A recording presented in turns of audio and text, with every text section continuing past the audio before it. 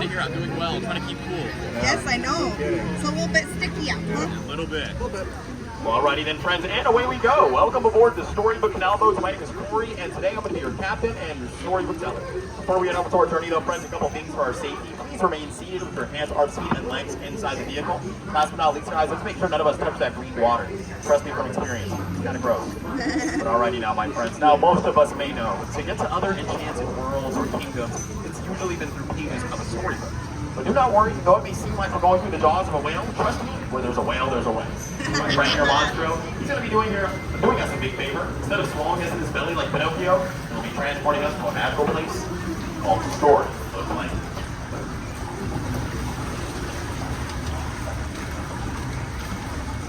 And here we are, friends. Welcome to Storybook Land. We made it. We did not get eaten this time. Kind of like my last crew.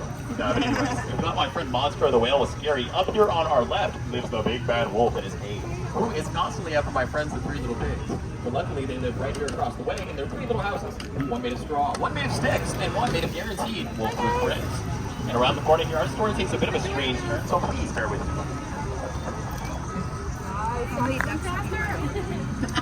You know what's funny is that people always think we run them over, but they swim under the boat. Yeah. I'm teasing. I promise I haven't killed any ducks, guys. I promise. But speaking of strange turns, on our left here, friends, we're going to have the English quaint village in which my friend Alice lives. One golden afternoon, Alice followed a white rabbit down its hole, and she fell down into a place called Wonderland, where there is a lot of curious strange there. A little too strange, if you guys know. Right across the way here, we're also going to have London Park. So this is where Peter Pan had actually taken his friends John, Wendy, and Michael Darling off on their first flight to a place called Neverland. Where there they never had to worry about growing up or even growing old. And a little something called pixie dust. That's not bad. But just one jump ahead here, we have Agrabah, where a street rat named Aladdin bumped into the lovely Princess Jasmine right there in the marketplace. And instead of Aladdin stealing a loaf of bread as usual, with the help of a genie and a magic carpet ride, he stole her heart. Together they both lived their happily ever after there in the Sultan's palace for this very day. Truly a magical happy ending for them both. But here in Storybook Land, friends, the magic continues to bloom all around us, just like all of our flowers. And it twinkles everywhere as well, like all of the lights up above in the arcades. Also in which Aladdin and Jasmine soared over sideways and under on their magic carpet ride. It was full tour. And like all good stories, though, friends, they're filled with love and light, of course. But they have their dark places as well. Places of mystery like the Cave of Wonders up ahead. Now, legend says all the treasure inside is a curse waiting upon it, and the only way to remove it is with the power of a genie. Legend also says if you free the genie from his lamp, he'll grant you any wishes. So let's all make a wish together and see if the code comes true.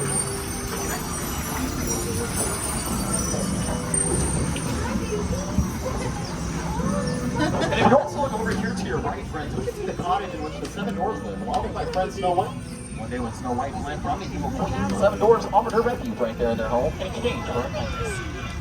And to our left, here we have the setting in which Cinderella takes place. Now, Cinderella wanted to go to the ball so bad, but her evil stepmother forbade it, even locked her away in their blue room home on the left.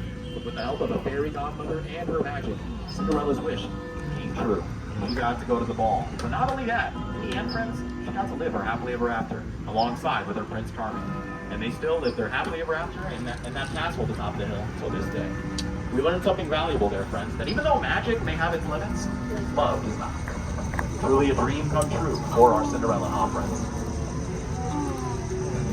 In Storybook Land, though, friends, dreams really do come true. You might be having a dream of flying off on a magic carpet just like Aladdin, or even going off to Neverland with Peter Pan. It might even just be a simple dream you're having of drifting off somewhere on a bed of flowers, just like the ones to my left here.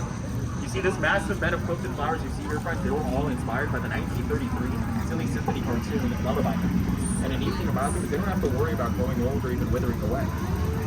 The secret is just a little pixie dust that gets sprinkled on each and every one. Kind of like our Lost Boys there in Neverland. Let's keep that all between you. I see some monkeys.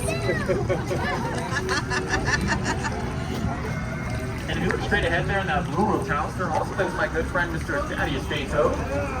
Unfortunately, he isn't home just yet. He's still off on a wild ride in his motor car off to, well, nowhere in particular. To be honest, that's just how Mr. Toad rolls. He'll be back on soon, guys, I hope.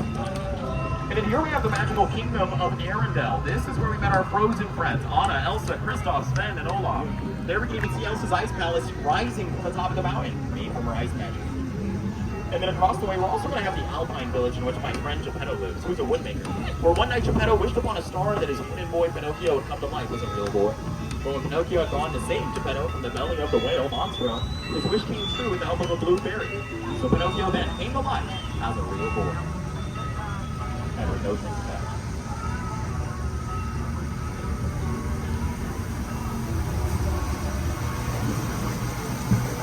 And if you look over here to your right, we can also see the castle in which Prince Eric lives, along with my friend from under the sea, Ariel, in which she abandoned her sea legs and grew her land legs to come up above and be a part of our world with Ariel. And also beyond the waterfall on your left is Ariel's home from under the sea at Atlantica, where her father tried to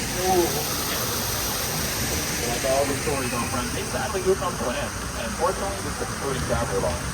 As we approach the dock, please remain seated. Once I step out on land, I will count to 3, and then we'll all stand together in action.